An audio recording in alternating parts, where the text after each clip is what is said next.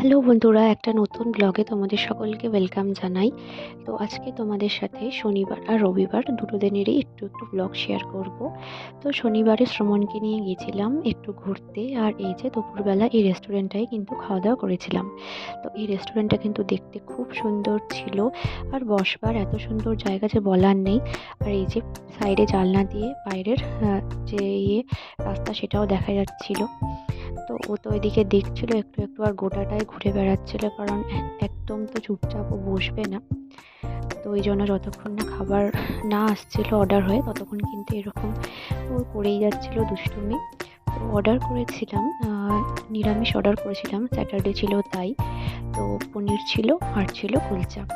আর এই যে সানডের একটু ব্লগ শেয়ার করছি। তো সানডে করেছিলাম চিকেন, সানডে মানেই চিকেন বা মাটন, তাই তো। তো তাই করেছিলাম, আর সুমনও কিন্তু চিকেনটা ভালোবাসে তাই। তো তো রবিবার হাতে একদমই কম সময় ছিল, তো ওই জন্য একেবারে কিন্তু আমি চিকেনটা মানে রান্না করেছিলাম, ম্যারিনেট করে রেখেছিলাম অল্প, কিন্তু সেরকমভাবে অত সময় নিয়ে করা হয়নি। তো এই জন্য আলুটা হালকা ভেজে ওর মধ্যেই কিন্তু আমি চিকেনটা দিয়ে দিলাম, তারপরে সব মশলা দিয়ে ভালো করে কষিয়ে তারপরে জল দিয়ে ঝোল মতন করেছিলাম। তো সময় কম থাকলে কিন্তু এইভাবেই মাঝে মাঝে করে থাকি, খেতে কিন্তু খারাপ লাগবে না, ভালোই লাগে। তো একসাথে কিন্তু হয়ে যায়। তো এখানে আমি নুন হলুদ সব একবারে দিয়ে দিচ্ছি, তারপরে মশলা মানে আদা রসুন বাটাটাও দিয়ে দেবো, দিয়ে ভালো করে একটু কষিয়ে নেবো। হ্যাঁ, অবশ্যই কষাতে হবে ভালো করে, না হলে কিন্তু টেস্টটা আসবে না।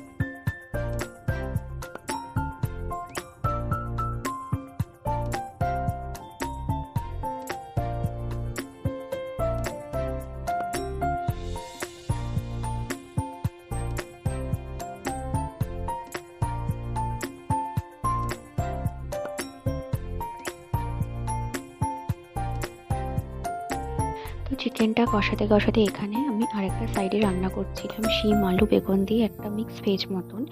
তো ওটাও সিম্পলভাবেই করেছি, নুন হলুদ জিরে গুঁড়ো ধনে গুঁড়ো আর পেঁয়াজ আদা রসুন বাটা দিয়ে একটু কষিয়ে তারপরে জল দিই।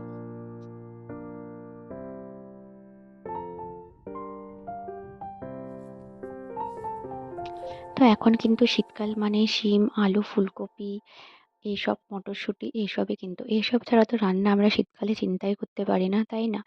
তো এই ছিল আজকে ছোট্ট একটা ব্লগ। যদি ব্লগটা ভালো লেগে থাকে তাহলে অবশ্যই কিন্তু লাইক করে চ্যানেলটা সাবস্ক্রাইব করে পাশে থাকবে। দেখা হচ্ছে পরের ভিডিওতে আর একটা নতুন ব্লগ নিয়ে। Till then bye and thanks for watching.